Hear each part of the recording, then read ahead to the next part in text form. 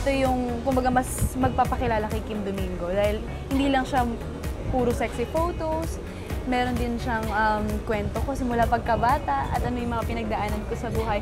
And I can say din na pwede magbigay ito ng inspirasyon sa mga katulad ko rin na before na nangangarap. So, I mean, maganda yung libro.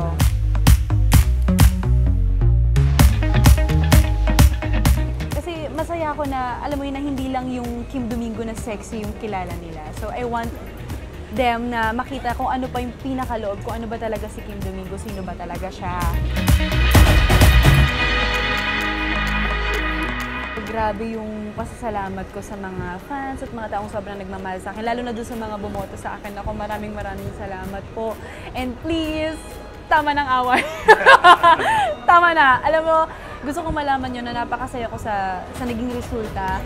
Wala akong kahit na everything na hinanakit or something. So sana maging masaya na lang po tayong lahat, di ba? Smile palagi, be happy always. So eto, iniimbitahan ko po kayo na bumili ng aking book, State of Undress. 250 pesos lang po ito at mabibili niyo po ito sa lahat ng national bookstores.